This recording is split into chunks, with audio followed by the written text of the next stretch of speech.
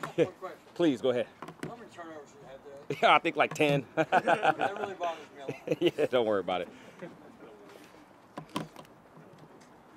So how has the role of Kris Richard changed for you since the title change? Well, just a little bit more influence on the rest of the defense. Obviously, nothing has changed within me or my style or standard. That's always going to remain the same. And essentially, the same thing goes for our defense. So that's the one positive thing, and really, it's blessed. You know, like we have great guys here. Everybody's in it. We know what we get, what to expect from our guys, and they know what to expect from us. How would you describe your style and standards? Well, the standard is obviously excellence. You know, it's attention to detail and it's excellence. That's the standard. That'll never ever change. The style is who do you need me to be? You know, you need me to get after you, I'll absolutely do that. But other than that, I mean, it's positive, it's uplifting, I know who you want to be, essentially. You come here, you want to be your best. I take it upon myself to absolutely help you reach that goal. How might you be different than Dan Quinn in terms of the way your defense looks, how you call a game? Well, again, if it's not broke, don't fix it. You know, I'm going to keep going to the old adage right there. Essentially, we're going to look to put our guys in the best possible place for them to be in order for them to be successful. And what we've done around here, we've been pretty successful. So we're going to keep the ball rolling. Kris, how does all the absences affect how you're transitioning here and getting everybody ready? Say it again. How does all the absences affect how your transition is going to go? You got a lot of big names that are not out here. Yeah, sure. I mean, it's voluntary. That's the one thing that remains true. However, we know those guys are out there that are working their tail offs. There's no doubt about it. Obviously, our focus are the guys that are here, but when they come back, it's all love. They know that. So they're out there, they're handling their business. We trust that fact. They're going to trust the fact that we're working and handling business here, and we love to have them. There's no doubt about it. So when they get back, we're rolling. Considering that the high standard the defense has had, do you feel any sort of pressure to sort of uphold that? Well, we all do, but it's no pressure because all we have to do is be ourselves. That's the truth about it. If we come out and our whole focus is to be our absolute best that day, that moment, we'll be fine.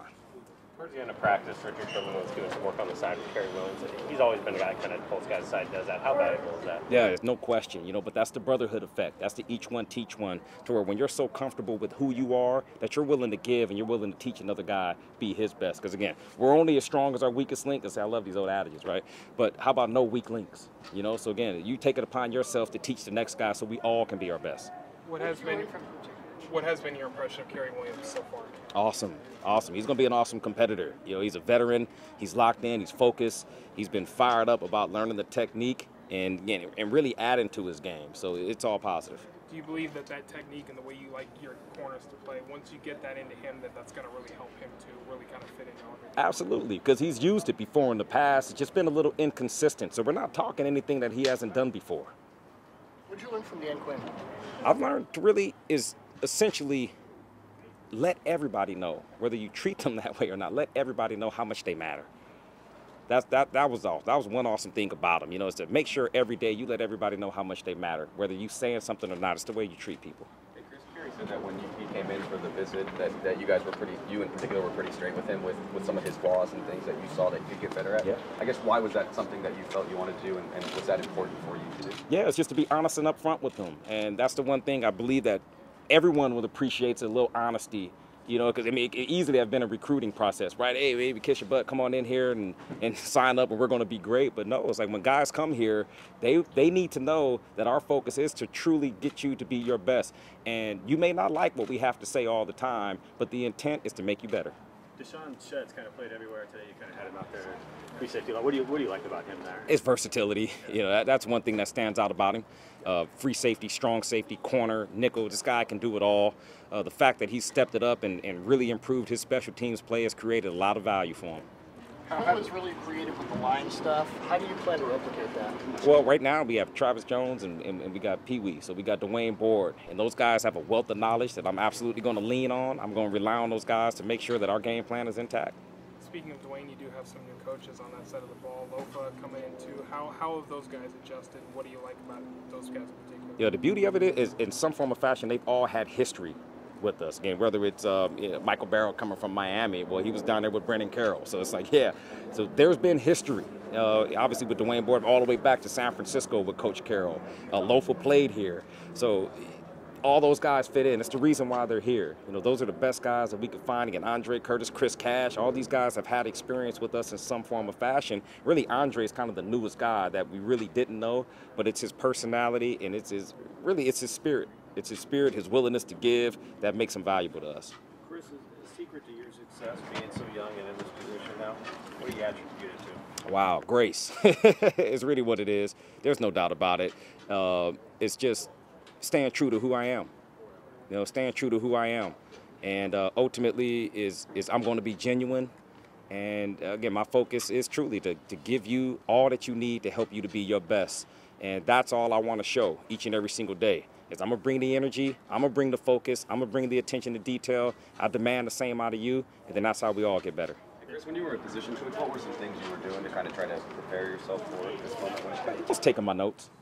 It's just taking my notes, and you know you're always in preparation of the next phase. Essentially, it's the same thing as a player. You know, you're always taking notes. You're always learning because as soon as you're stagnant, you're done. You know, so either you're always improving or you're not. So kind of deal. So that was the way that I competed. You know, just take my notes, having a plan, and just figuring out how I was going to do it when I had my chance. You say you sound like you believe that positivity works better than negativity. Getting on guys. You know? Yeah, no doubt about it. Yeah. But like I said, there's a way to do it. Yeah. You catch more flies with honey. There ain't no doubt about it, right? But there is a way to do it. The sincerity about it, and you don't have to rip a guy in order to get your point across to him. That was one thing that I could remember, that you can come in and you can F-bomb a guy and MF him and do whatever you want and dog cuss him. He's going to shut you off. You know, but if you do it with love and you do it with care, guys are going to listen. Was it different at all not being back with the DBs the whole time? I got a chance to roam. So, yeah. But, yeah, it was a little different, but it was awesome. So, you know, again, just little things in the game and the little nuances and hearing the different voices, it was cool. With Kerry Williams, how much carryover is there from what he was doing in Philadelphia to what he's doing now? And then what type of things do you guys have to teach a new guy coming in? Well, they were aggressive in their coverage. We're aggressive in our coverage. So that's the one thing that does carry over. They played some man, they played some quarters, and really they lock their guys up, and essentially we do too. So that's the one thing that we both demand out of our guys. Obviously, the technique is a little different, so we're just focused in more on nailing his technique and getting him a little bit more fundamentally sound. What's the main thing Pete told you about this promotion? The most important thing for you? Be myself. Anything else? Thanks, Coach. All right, thank you guys. Thanks.